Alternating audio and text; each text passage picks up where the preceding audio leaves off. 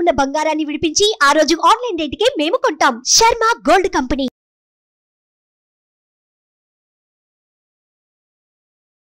Hi, welcome to our channel. ఈరోజు మనతో పాటు ఉన్నారు జ్యోతిష్య వాస్తు పండితులు, జ్యోతిష్య వాస్తు శిక్షణ నిపుణులు, లలితాదేవి ఉపాసకులు శ్రీ నానాజీ పట్నాయక్ గారు. నమస్కారం గురువు గారు. శ్రీమాత్రే నమః.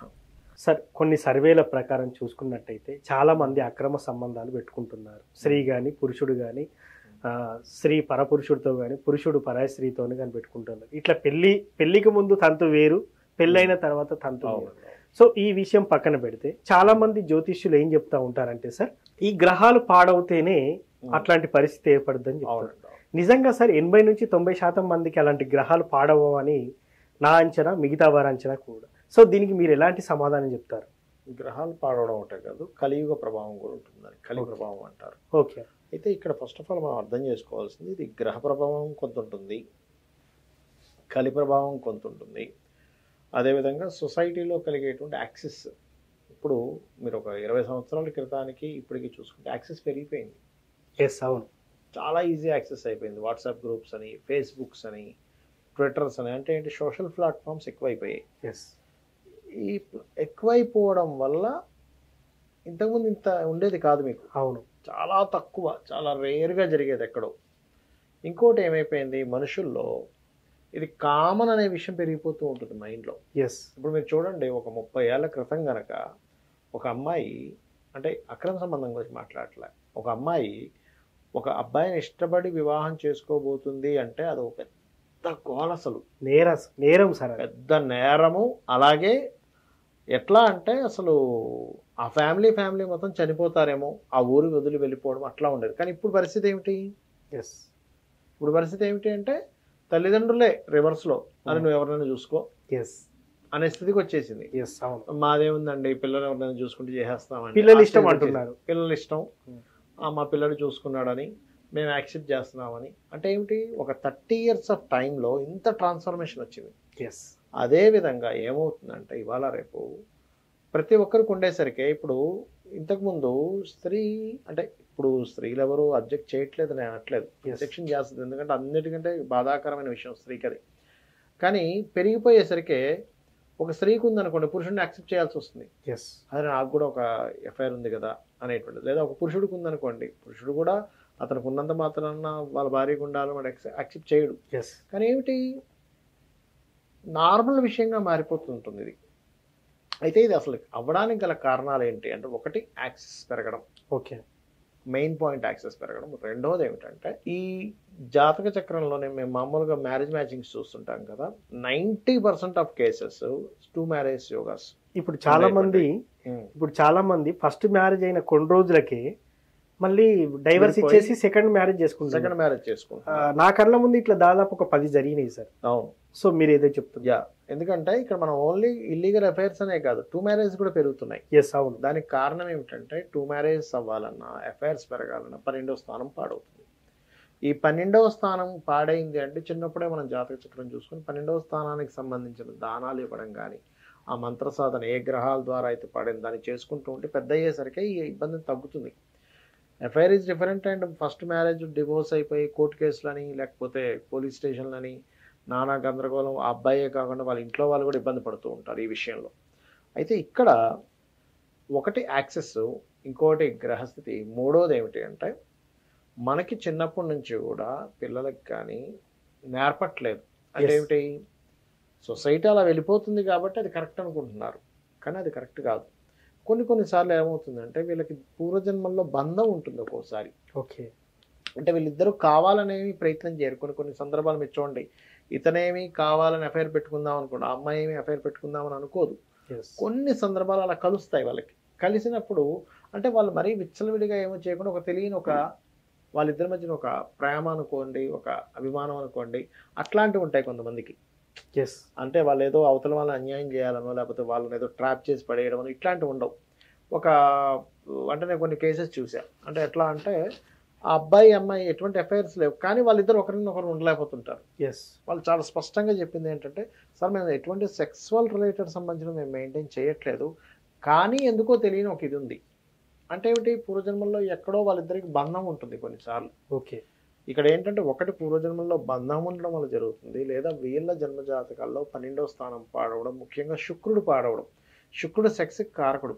ఇది పాడైతే ఏమవుతుందంటే మల్టిపుల్ అఫైర్స్ ఇచ్చేస్తాడు. అంటే ఒకరితోనే కాకుండా 2-3 వీటితో, అది డ్యూయల్ సైన్స్లో ఉన్నా, లేకపోతే డెబిలిటేషన్లో ఉన్నా పాడైనా, లేకపోతే పాపగ్రహాలతో శుక్రుడు కూడున్నా, లేదా 12వ అధిపతి పాపగ్రహాలతో డ్యూయల్ సైన్స్లో ఉన్నా, 12వ ఆధిపత్యం ఇచ్చే గ్రహం ఉంటుంది. ఎప్పుడు 12వ అధిపతే ఇవ్వడు. 12వ ఆధిపత్యం ఇంకో గ్రహానికి వస్తుంది. ఇంకో గ్రహానికి వచ్చినప్పుడు అది ఉన్నా ఇటువంటివి జరుగుతూ ఉంటాయి. అయితే ఇది అందరికీ ఇలాగే జరుగుతుంది అంటే దశ చూసుకోవాలి. అంటే మీకు ఏ దశ నడుస్తుంది, ఆ దశ తగ్గట్టుగా అవుతుందా లేదా. మేము ఈ మధ్య చూసే మ్యాక్సిమం జాతకాలు 90% ఉంటున్నాయి. మీరు ఇందాక అన్నారు చూసారు ఒక సర్వే అని, అలా సర్వే అలాగో మేము రీసెర్చ్ చేస్తూ ఉంటాం. రీసెర్చ్ చేసుకుంటుంటే కొన్ని వేల జాతకాలు తీసుకుంటే, వేల జాతకాలు 90% ఆఫ్ కేసెస్ ఇట్లాగే జరుగుతున్నాయి. 90% ఆఫ్ సొసైటీలో కూడా ఇలాగే జరుగుతుంది. అంటే ఏమిటి, ఒకటి నార్మల్ అయిపోయింది ఈ విషయం అనేది. ఇంతకుముందు పట్టణాల్లో మాత్రం మనం చూస్తున్నాం సార్, ఇప్పుడు గ్రామాల్లో కూడా, టౌన్స్ లో కూడా ఇది పెరిగిపోయింది. కారణం ఏమిటి అంటే యాక్సెస్ పెరగడం, ఇది నార్మల్ అనేటువంటి విషయం మైండ్లోకి రావడం. ఒకప్పుడు చూడండి, మీకు ఎందుకు సిగరెట్ తాగాలన్నా, లేకపోతే ఒక మాస్టర్ గారు ఎదురు వస్తున్నారన్నా భయపడేవాళ్ళం మనం. అరే సార్ వస్తున్నారంటే ఈ సందులో వెళ్ళిపోయేవాడు మనిషి. అవునా కదా, ఎదురు పడాలంటే భయపడేవాళ్ళం. కానీ ఇప్పుడు సినిమాలు ఎలా ఉన్నాయి, సార్ మీద జోకులు, సార్ని వ్యంగ్యంగా మాట్లాడడం. అంటే ఏమిటి, ధర్మానికి సంబంధించిన ఏవైతున్నాయో అవన్నీ కూడా మనం డౌన్ చేసుకుంటూ వస్తున్నాం. ఆ సినిమాల్లో చూపించడం అనే కాదు, మామూలుగా నేను చెప్తున్నా. ఒకప్పుడు మాస్టర్ అంటే భయం ఉండేది, తండ్రి అంటే భయం ఉండేది. ఇప్పుడు మీరు గమనించే ఉంటారు, ఒకప్పుడు తండ్రి వస్తున్నాడని బండి సౌండ్ వినిపించినా బయట సప్పుడు వినమాట పిల్లలు పుస్తకాలు తీసుకుని కూర్చునేవారు. ఇప్పుడు భయం ఎక్కడ ఉందని చెప్పండి.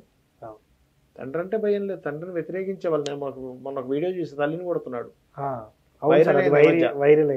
తల్లిని కొడుతున్నాడు, తండ్రిని కొడుతున్నాడు.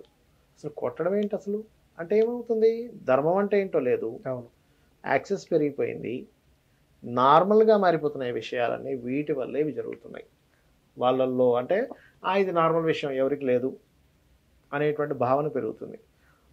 అయితే ఇక్కడ ఏమవుతుంటుందంటే కొంతమంది వాళ్ళకి కావాలని ప్రయత్నం చేయకపోయినా జాతచక్రంలో ఉన్న కాంబినేషన్స్ వల్ల కూడా ఒక్కొక్కసారి ఇట్లాంటివి ఏర్పడుతూ ఉంటాయి. సరే, కలియుగ ప్రభావం అని మనం అనుకున్నాం. నిజంగా కలి ప్రభావం ఇలాంటి చేయడానికి చాలా ప్రేరేపిస్తూ ఉంటుంది. సో ఇది దాన్ని మనం యాదృచ్ఛికంగా అనుకోవాలా, తప్పుగా తీసుకోవాలా, లేకపోతే ఏదో జరిగిపోయింది అనుకోవాలా, దీనికి ప్రాయశ్చిత్తం ఏంటంటారు అసలు? ఒకటేనండి, శాస్త్రం ఏం చెప్తుందంటే మీ కర్మ బట్టి మీకు ఏర్పడుతుంది. కానీ దాని నుంచి బయటపడాలి అంటే నువ్వు లలితనో, లేకపోతే విష్ణు సహస్రనామాలను, లేకపోతే నిత్యం దేవత ఆరాధన చేసుకోవడం అంటే మీరు డైవర్ట్ చేయగలగాలి కదా దాన్ని. అంటే ఇక్కడ ఏంటంటే ఒక ఎఫ్ఐఆర్ ఏర్పడింది, అది తెలిసిపోయింది మీకు. కొంతమందికి ఎలా ఉంటుందంటే, నేను చాలామందిని చూశాను, ఫస్ట్లో ఎఫ్ఐఆర్లోకి వెళ్తారు, దాని తర్వాత అయ్యో ఇది నేను తప్పు చేస్తున్నాను, నేను అనవసరంగానే ఇందులోకి వెళ్ళి ఇబ్బంది పడుతున్నాను, లేకపోతే అవతల వాళ్ళు ఇబ్బంది పడుతున్నారు, నేను దీని నుంచి బయటికి రావాలి అని అనుకుంటాడు మనిషి. అంటే స్టార్టింగ్లో అజ్ఞానంలోనో, కోరికతోనో, లేకపోతే సెక్స్ మీద ఉన్న మోజుతోనో, లేకపోతే అమ్మాయి మీద ఉన్న మోజుతోనో, అబ్బాయి మీద మోజుతోనో, లేకపోతే అదే లోకం అనుకొని తిరిగి వాళ్ళ లైఫ్ స్పాట్ చేసుకున్న వాళ్ళని కూడా చూసాం. పెద్ద పెద్ద కంపెనీస్ కోల్పోయిన వాళ్ళు ఉన్నారు. అవును సార్, కేవలం స్త్రీ వ్యామోహంలో, లేదా పురుషుడి వ్యామోహంలో కూడా ఉంటారు. పురుషుడి వ్యామోహంలో కూడా పాడైన వాళ్ళు ఉన్నారు లైఫ్స్. అయితే అది కొంతకాలం తర్వాత తెలిసిన తర్వాత బయటకు వచ్చేయాలనుకున్నప్పుడు మార్గం ఏమిటంటే ఆ భగవంతుని పట్టుకోవడమే. ఎందుకంటే భగవంతుని పట్టుకుని భగవత్ సంబంధించిన దాంట్లోకి వెళ్తే గానీ మీరు దీని నుంచి బయటపడలేరు, గుర్తుపెట్టుకోండి. అది ఈ వ్యసనం అని కాదు. కొంతమంది చూడండి, ఇప్పుడు సిగరెట్లు తాగుతుంటారు, మందు తాగుతుంటారు, జూదాలు ఆడుతుంటారు, ప్యాకెట్లు ఆడుతుంటారు. వీటన్నిటి నుంచి కూడా మీరు భగవత్ సంబంధించిన దానికి డైవర్ట్ అవుతూనే కానీ అది బయటపడలేదు. ఈ మందు లేని రోగానికి మందు మాత్రం దేవుడే, భగవంతుడు పాదాలు పట్టుకొని ఇంకా నన్ను క్షమించు అని చెప్పని చేయాల్సిందే. So thank you sir. నిజంగా ఇప్పుడు ఉన్నటువంటి జనరేషన్లో అక్రమ సంబంధాలు ఎందుకు పెరిగిపోతున్నాయనే దాని మీద అంశం మీద ఇంకొకటి ఏంటంటారండి, మనిషికి విలువ ఇవ్వకపోవడం వల్ల కూడా అవుతుంటాయి. అంటే ఇప్పుడు చూడండి, ఇప్పుడు ఒక స్త్రీ కావచ్చు, పురుషుడు కావచ్చు, ఇంకో వ్యక్తితో అక్రమ సంబంధం ఒక పురుషుడు పెట్టుకున్నాడంటే ఇంట్లో ఉండే భార్య కూడా కొంత దోషం ఉంటుంది. అలాగే అదేవిధంగా అమ్మాయి పెట్టుకుందంటే కూడా భర్తకు కూడా కొంత ఉంటుంది. అంటే ఏంటి, పట్టించుకోకపోవడము, ఆవిడకి ఇవ్వాల్సిన వాల్యూ ఇవ్వకపోవడము, ప్రేమ చూపించకపోవడం కూడా కారణాలు అవుతాయి ఒక్కోసారి. కర్మ ఏంటంటే సార్, ఇంట్లో ఉన్న భార్యని ప్రేమించలేడు, లేకపోతే భార్య ఇంట్లో ఉన్న భర్తను ప్రేమించదు. కానీ పరాయి పురుషుడు ఫోన్ చేస్తే, పరాయి స్త్రీ భర్త పలానా పర్సన్కి ఫోన్ చేస్తే వీళ్ళు ప్రేమించుకుంటారు కానీ ఇంట్లో ఉన్న వాళ్ళని అలా కాదు ప్రేమించారు. అలా కాదు. ఇక్కడ ఏమవుతుందంటారండి, ఇప్పుడు మీరు ఒక గెస్ట్ వచ్చారు, Yes. గెస్ట్ కి అటెన్షన్ పే చేస్తారు కానీ రోజు ఉండే వాళ్ళకి పే చేయరు. Yes. అలాగే ఇక్కడ ఏంటంటే వీళ్ళిద్దరూ తెగిపోతుందేమో అనే దీంతో జాగ్రత్తగా కాపాడుకుని ఉంటారు. ఓకే. అంటే ఏమిటి, ఏం చెప్తున్నా కానీ అబ్బా ఆహా ఊహా అని పొగుడుతుంటారు. ఎస్ ఇది బయట వాళ్ళు. ఎస్ అవును. కానీ ఇంట్లో వాళ్ళు అలా ఉంటారు కదా, ఫ్యాక్ట్స్ మాట్లాడుకుంటారు. ఫ్యాక్ట్స్ అనేది మనిషికి నచ్చదు కదా. అదే కదా. అట్లా.